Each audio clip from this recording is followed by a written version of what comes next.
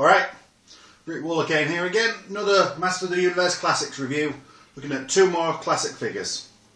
We've already looked at Princess Adora, we've already looked at He-Man and Battle Cat. Now let's go with the big bad. I don't actually own a Skeletor figure, no, not true. I do own a Skeletor figure. It's in the box set with Molar. I'm not taking him out of the box set. I have taken the Havoc Staff out of the box set, which a lot of people out there may well complain about me doing, but instead, for my own display purposes, I didn't get Skeletor. Instead, I got both Demo-man and Keldor. The origins of Skeletor, if you will. Keldor, of course, is the brother of King Randor, who turns into Skeletor. Demo-man, based on the original concept design for Skeletor, or for the villain of Master of the Universe, wasn't Skeletor at that point. Released as the demon that was joined with Keldor to turn him into Skeletor. Let's have a look first at Demo-man. These both been open a long while. Demo-man was probably the second Masters Classic figure I got. And back in those days I used to actually not keep the packaging as much. Kept the white mailer because the white mailer is cool to store it in. But I just store the figure within it. And there's the figure. As you can see, if you haven't already turned away in horror, it is a really neon green. Almost yellow neon green. Some really nice detailing on it. Got a cool beard with a bone tied into it. Got crown. Lots of detailing on the skin, veins and hairs and kinds of things. Toes are painted different colour to the skin tone, which is a really nice touch. Articulation wise, let's put the accessories aside for one moment. If I can actually get the accessories out of his hand. Tight grip on some of these accessories. Makes them pain to put in and out of his hand, which is always worth noting. Right, articulation, standard. Forward, backwards on the leg, outwards, knees, ankle joint, ankle rocker. New, so it doesn't actually have the ankle pin showing, which is a nice little feature. Twisting waist, ball-like joint at the shoulders, bicep swivel, elbow bend, wrist swivel, head turns, but that beard not really getting in the way too much. About when you get to shoulder level, it sort of rubs against his extra armour piece. Speaking of, as ever, head's removable. The armour comes off over the top. Two little plugs on the back here. They pop off. Off comes the armour. Armband, elbow pad, whatever it is. Should have a spike on. Fell off. It's somewhere in my box of extra accessories. Spiked gauntlet doesn't come off. Or bracelet, if you prefer. The loincloth piece, nice and flexible, does not get in the way at all. So yeah, nice articulation, pretty much just the standard. Nice removable armour, nice and flexible. Yeah, we like that. Accessories, he comes with a skull display piece. It will fit on the peg if you really want it to. But my god, does that look daft. That really looks stupid. So we don't do that. Comes with, as shown before, a sword, a nice curved scimitar with what looks like a dinosaur head at the bottom. Will fit in either hand. Really tight grip on it. Almost have to bend the thumb out to actually get it in. Also comes with, as displayed on the original concept designs for the character that it's based on, a ball and chain.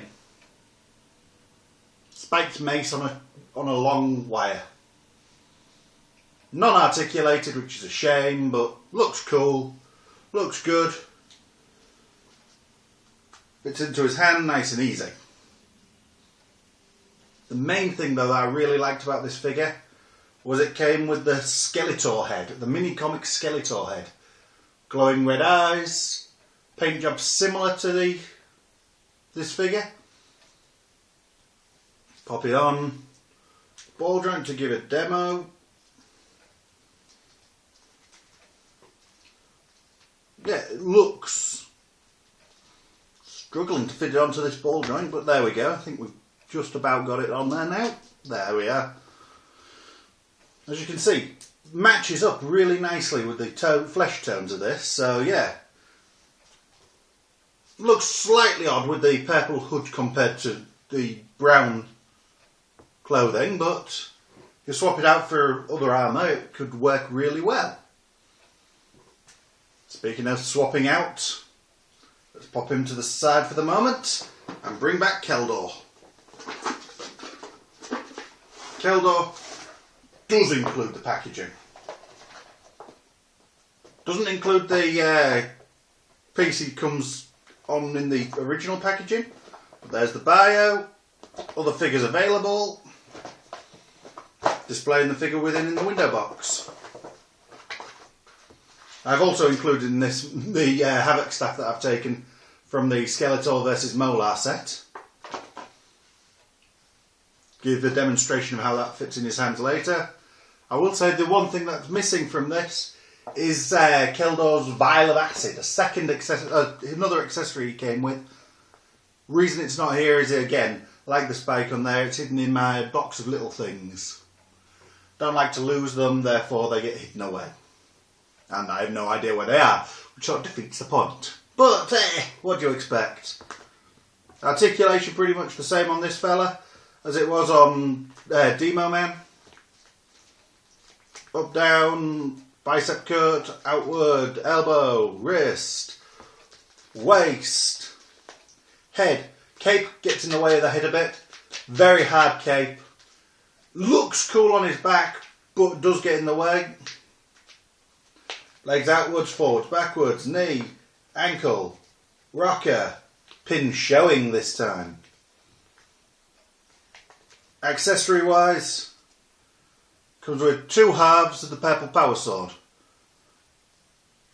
which will clip together, thus giving you, if you can get it in fully, there we are, purple power sword complete. In this form holds it really well in his hand. In the other form doesn't hold it so well in the 2 pieces. Slightly bent out of shape. I don't know if you can see the slight gap there, but it's 2 pieces that fit together. What do you expect? There is on his back a place to holster the sword on the armour.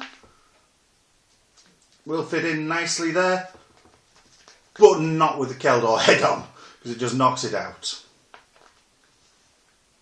This is simply because it's a reuse of the original Skeletor armour, so it actually gets in the... so not designed for Keldor head. Nice touch though is that the cape actually has enough of a hole that you can actually get to the sword though, and the holster. Which they possibly expect you to swap the cape out for Skeletor, so yeah, they've done a good job there. Again, pop the head off, pops off nice and easy. Pop off the cape, pop off the armour. To have a look at I can't speak now. The bucket underneath. Again, oh, forgot to mention the waist, the chest cut. Same on that one.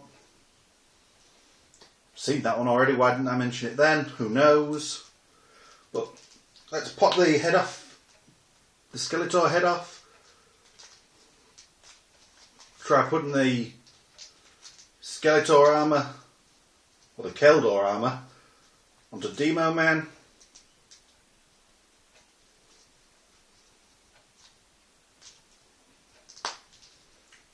And there we have a very cool looking primitive Skeletor, or Demo Skeletor, or neon green Skeletor, whatever you want to call him.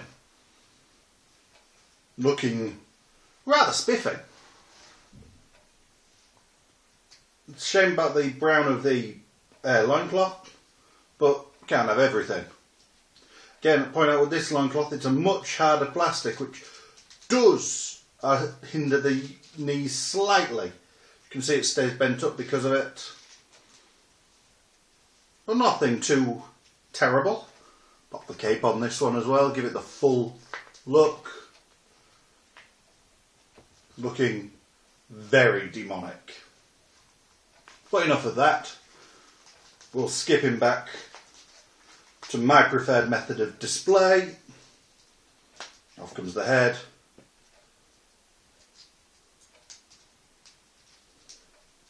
Off comes the armour. Just two little plugs at the back where it plugs onto there, just to demonstrate. Nice and easy. Pop it back onto the Keldor body.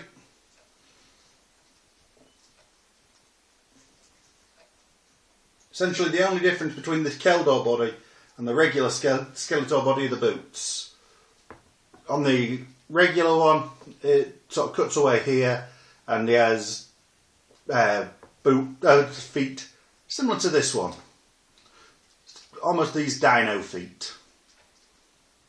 Which, yeah, if you like that, you like that. I prefer those sort of more Filmation-y boots. Makes it look more like the character I want him to be. A converted humanoid. Once he's got the Skeletor head on, he looks like Skeletor. Pop the cape on. There we go. That's how I display him, as Skeletor. Looking nice and menacing. Like the true villain he is. And now we've got him in Skeletor mode. Look at that, the sword fits in there nicely, does not hinder the head articulation. Looks really cool. Give him the Havoc staff. I've built my personal Skeletor. One problem with the Havoc staff, big and heavy. It will, if not positioned quite right, topple his wrist and drag him down. Careful with it. So yeah, I managed to build together how I want my Skeletor to look. I'm happy with that. I don't need to actually buy Skeletor himself to complete the look. The only thing I might be tempted to get is the faceless one, so I can replace Havoc staff with the glowing one or the half translucent one. But yeah, that's my preferred Skeletor, ready to take on He-Man and the other heroic masters. What's not to love? And naturally, as we've got Skeletor here, let's do the whole So, He-Man, you muscle-bound moron, I will destroy you. I will conquer Eternia and have the power of Grayskull for myself. Okay, not necessarily the best Skeletor impression. But hey, there's fun. Might actually be doing the voice if I actually get round to filming my stop motion Masters of the Universe Classics stories. I may well have to do the Skeletor voice at parts. So yeah, that's going to be the voice I use. Quick preview there. See what you think to that. Comments below if you dare. Otherwise Skeletor will get you. So yeah, that essentially concludes this. Pop this back together while I wrap up. Really like these two figures. If you're into the back history of He-Man, Demo-man's a really cool character to have. If you want to collect the prototypes, which frankly I do.